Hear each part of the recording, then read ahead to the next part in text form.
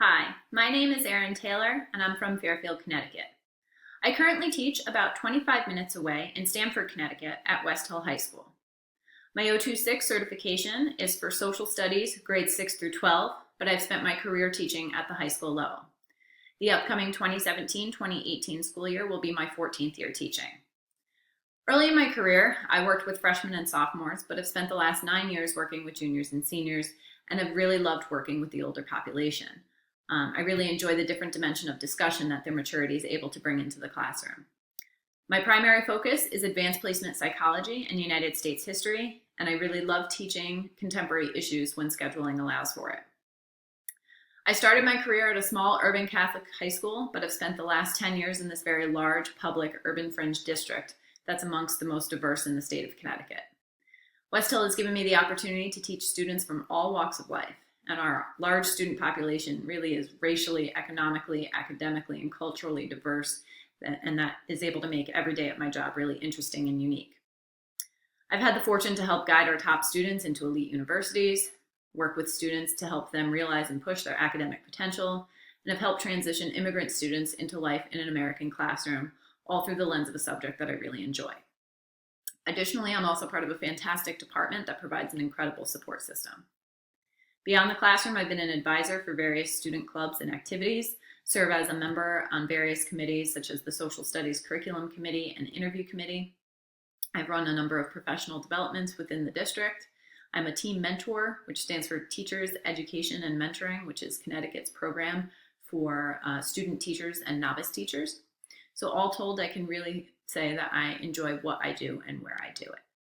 I must also say that I've enjoyed my time in this program. Taking on an online master's program came with some stress and hesitation, but I was able to continue to work, to travel, and to get married during the course of my tenure here, all while coming away with an incredible amount of knowledge that I really think will benefit my practice. The area for my portfolio that I've chosen to discuss is CAEP Area 7, which asks candidates to effectively apply professional knowledge and skills to pre-K through 12 teaching. I chose this area because I truly believe that it encompasses all of the standards set forth by the portfolio requirements. By demonstrating the application of my professional knowledge and skills, I will inevitably be able to tap into research, standards, technology, supportive environments, and differentiation. Moreover, I also chose this area because I was able to utilize some of my favorite artifacts from my coursework to connect to this standard. Furthermore, I believe these artifacts are representative of the various dimensions of being an educator: planning, collaborating, teaching, and reflecting. Each artifact gives me the chance to demonstrate how I can deeply and thoroughly apply my professional knowledge and skills to my high school classroom. So here we are in Area 7 of my portfolio. The first artifact is from CNT 801, Planning for School Improvement. This was an assignment where I had to choose a professional development strategy to showcase while explaining it through the implementation of an instructional strategy, with the end goal of helping to increase student achievement. As such, I chose to examine the PD concept of peer coaching and how it can be applied to the technique of inquiry-based learning. Peer coaching is the process of being able to confidently and confidentially share expertise and feedback, while inquiry-based learning is a pedagogical approach that puts students at the center of the curriculum by having them explore content through posing, investigating, and answering questions. This is a technique that is particularly important to the social studies classroom. I really like this assignment because it allowed me to tap into two facets of being an educator: teaching students and working with fellow colleagues. In doing so, I am effectively displaying my ability to apply the skills and knowledge that I've acquired throughout my coursework to two different groups of people.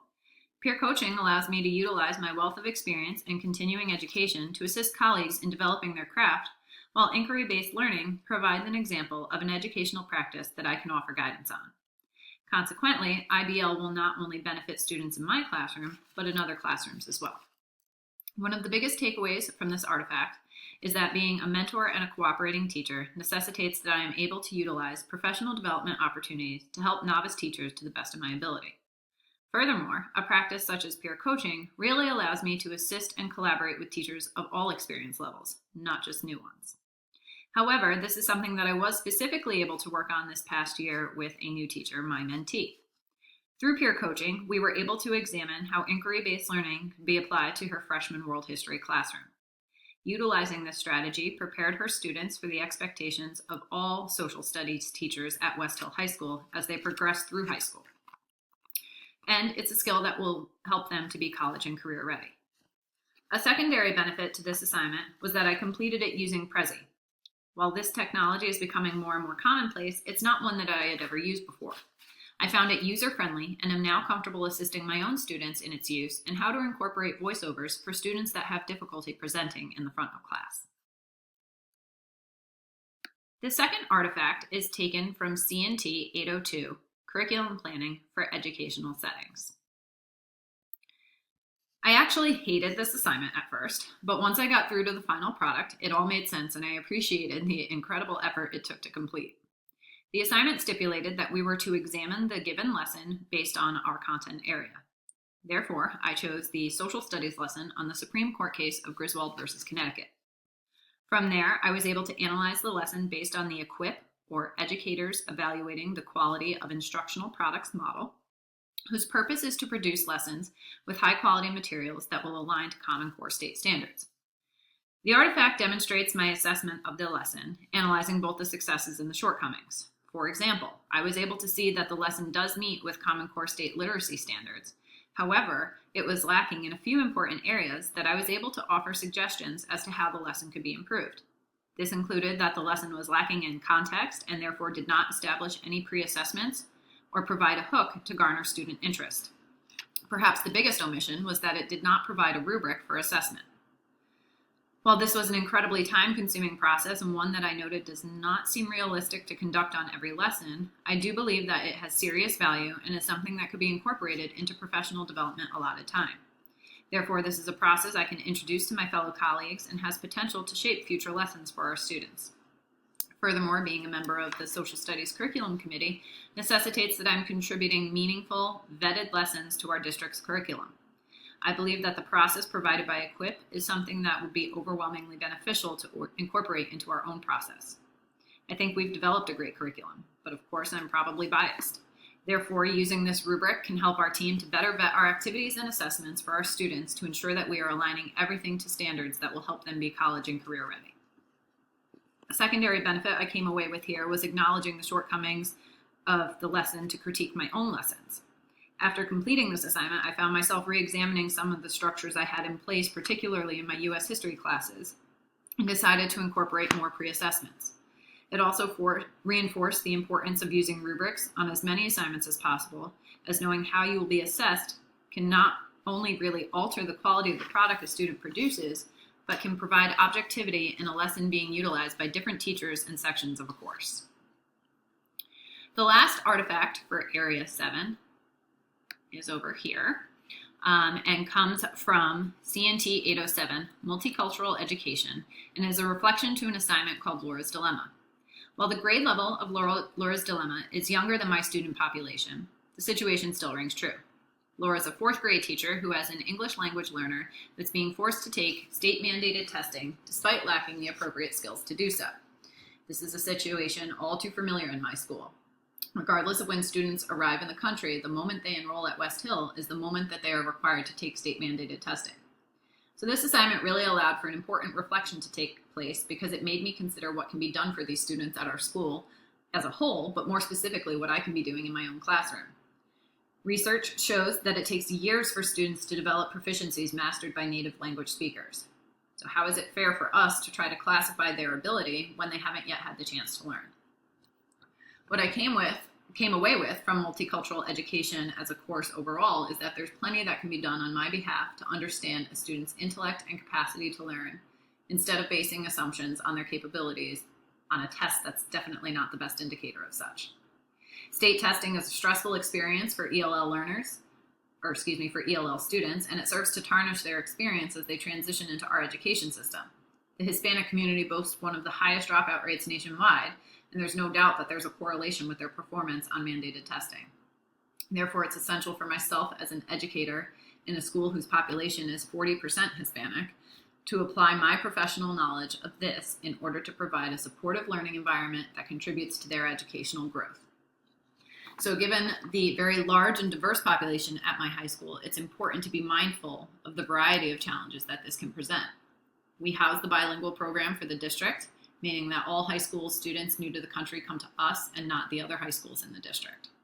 Therefore, it's imperative that I know and understand the struggles that they're dealing with, how hard taking a test that makes no sense to them must be, what I can do to measure their abilities in other ways, and how I can better prepare them for such tests in the future. Ironically, during the last school year, all teachers in our district had to attend training to this end. As a result of this training and this reflection on this assignment, I feel that I'm better equipped to accommodate my students' needs. As aforementioned, I chose these artifacts because they were among some of my favorite throughout the entirety of my coursework. They provided some of the biggest takeaways for me, and as you can see, I've already been able to apply some of the concepts into my classroom and will implement others in the upcoming school year, in addition to artifacts from other areas of my coursework. So what's next? I specifically chose to get my 6th year in curriculum and instruction and not in educational leadership or administration because I simply don't want to leave the classroom. Working directly with students in the classroom, getting them to question history, to understand bias, to make connections to the present, to understand the psychological aspects of what make us human, that's what's fulfilling for me. However, one day I may be ready to experience other parts of the profession, and hopefully this degree will be able to open doors into other non-administrative leadership opportunities. But an important reason why I chose to come back to school 13 years into my career is because I think I became complacent and I really wanted to challenge what I knew or what I thought I knew about being an educator. I wanted to be able to bring my best self for both my students and for my fellow colleagues. So from here, I want to continue to educate myself and specifically about the growing presence of technology in education. The 21st century has brought a quickly evolving dimension to the classroom, and it's really easy to fall behind. So I appreciate that doing this program online has helped make me more comfortable with the possibilities that exist. So thank you, KU, and Rock Chalk.